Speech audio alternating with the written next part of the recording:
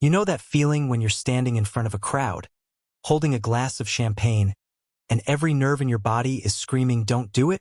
That was me last weekend at my sister's wedding. She was glowing. The groom looked like he won the lottery.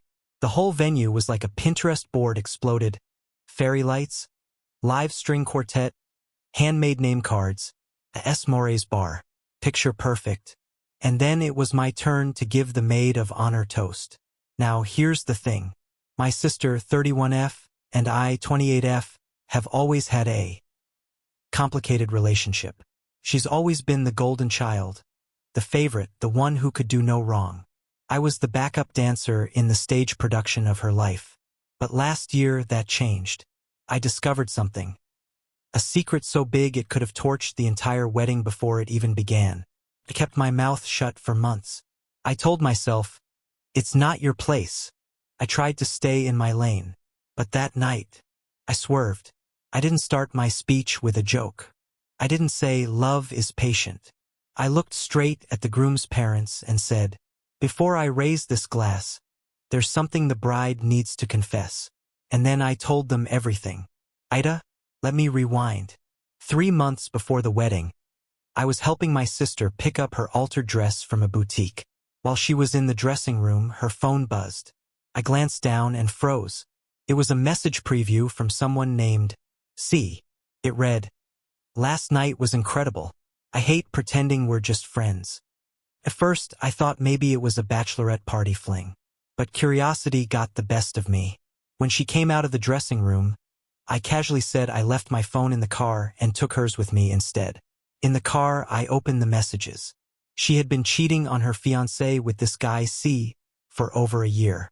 There were dozens of texts, photos, even videos. And not just random hookups, this was an emotional affair. She told C she didn't believe in marriage, that her fiancé was too vanilla, and that she was only doing it for the optics. I was sick to my stomach. I didn't say anything. I gave her back her phone. I pretended I didn't see a thing. But it never left my mind. 2 weeks before the wedding, I confronted her. I said, "You need to tell him. He doesn't deserve this." She laughed. She said, "Oh please, you think you're so perfect? I'm not canceling a $50,000 wedding because I got cold feet and made a few mistakes." Then she added something I'll never forget. "Don't be dramatic. If you even think about telling him, I'll make sure you're cut out of this family for good." So I stayed silent. But at the rehearsal dinner, I saw the groom's mom tear up while giving a speech about how lucky her son is to have found someone like my sister. That's when I knew I couldn't let this wedding happen under a lie. And when I stood up to give my toast, I didn't just hint.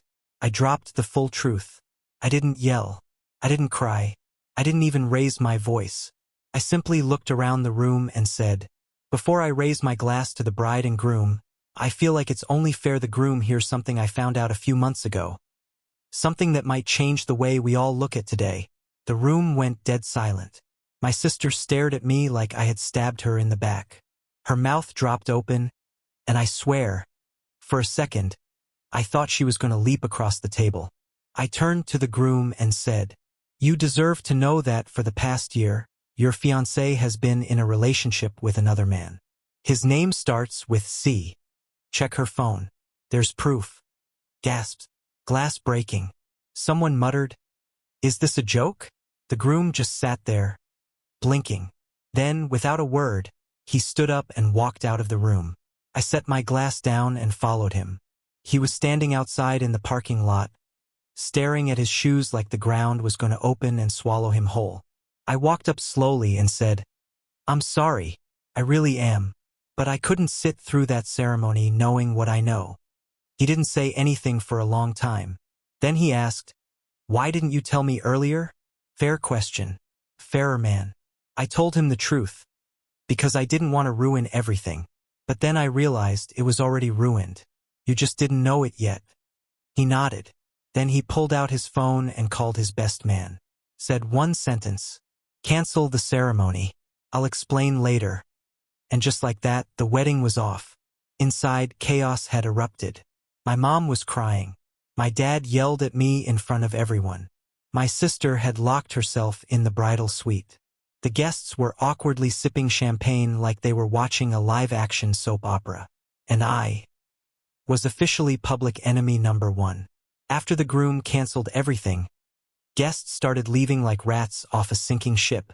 I went back inside just in time for my mom to grab my arm and hiss, "What the hell did you just do?" I told her, "I told the truth. You should try it sometime."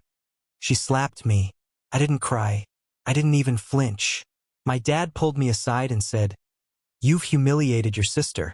You've embarrassed our entire family." To which I replied, "She did that the moment she decided to cheat on her fiancé. I just brought the receipts."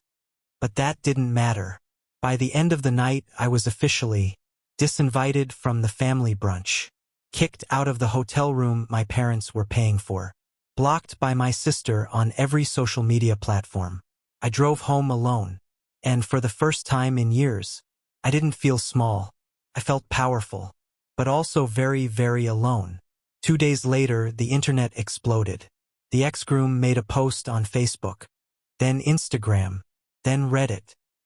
He posted screenshots of the messages between my sister and C.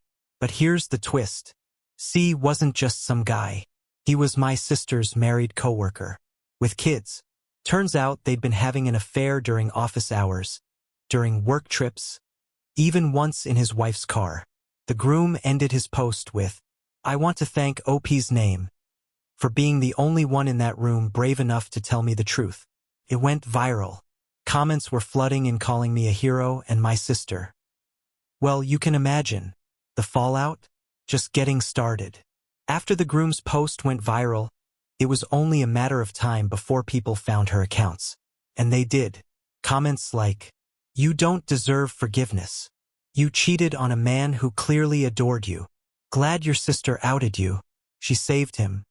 She disabled her Instagram, then her Facebook, then LinkedIn.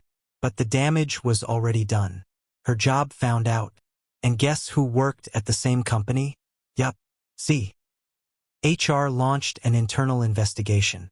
Word got around the office. By the end of the week, both of them were mutually let go. I didn't say anything publicly, but people kept messaging me, even strangers. Some called me brave. Some asked if it was fake. One woman said, "My sister did the same thing. I wish I had your guts." I wasn't ready to call myself a hero, but the silence from my own family was deafening. She finally called me. 5 days later. "No, how are you?" "No, thank you. Just, you've ruined your sister's life. Are you happy now?" I said, "She did that herself." Then my mom dropped this gem. "You need to write a public apology. Say it was a misunderstanding, that you overreacted." I literally laughed. I asked her, "Would you have rather me let her marry a man she didn't love while cheating behind his back?" Her answer, "It wasn't your place. Family handles family privately." I told her, that logic is exactly why things like this fester, and why I'm done being silent. She hung up on me. That was the last time we spoke, for now. But what I didn't know, my sister was planning her own version of events, and she was about to drop a bomb of her own. Just when I thought the storm was calming, my sister reappeared. Not with an apology. Not with accountability. No, with a podcast interview. Some trashy relationship drama show gave her airtime to tell her side. She cried. She said I had always been jealous of her. She claimed the texts were taken out of context. Then she said the worst thing. "Honestly, I think my sister made it all up. I wouldn't be surprised if she faked the screenshots. She's always craved attention." I sat there listening with my jaw on the floor. The comments were split. Some believed her, but most didn't buy it. The podcast's Reddit thread blew up with people comparing timestamps, exposing inconsistencies in her story, and digging deeper into the original texts. And guess who chimed in? 3 days after the podcast dropped, I got a DM from a woman I didn't know. It just said, "Thank you. You saved me years of my life. I'm C's wife." She told me everything. She had suspected the affair for months. C denied it every time. But once the screenshots went public, he couldn't deny it anymore. She filed for divorce. She took the kids and left. But here's the part that hit hardest.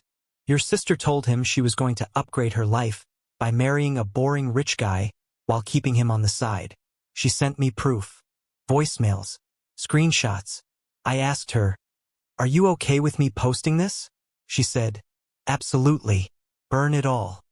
And I did. That night, I uploaded the receipts anonymously. And when I say it went viral again, I mean nuclear. My sister didn't just lose her job and fiancé. She was now officially the villain of the internet. It's been 3 months. My sister moved in with a friend across the state. No job. No fiancé. C tried to contact her again, but she blocked him. Too little, too late. My parents still won't speak to me. They've made it clear that in their eyes, I betrayed the family. I go to therapy now, not because I regret what I did, but because it still hurts to be punished for telling the truth. The ex-groom? He's doing okay. We messaged once. He thanked me again, said he was dating someone new, and that he's actually happy. As for me, I've learned a few things. Being the good girl isn't always good. Silence doesn't equal loyalty. And sometimes, the only way to protect someone is to destroy the illusion they're living in. So, AITA, maybe to some people, but to the man who almost married a liar? To the wife who escaped a cheater? To the people who finally saw the mask fall off? I was the hero of their story, and that's enough for me.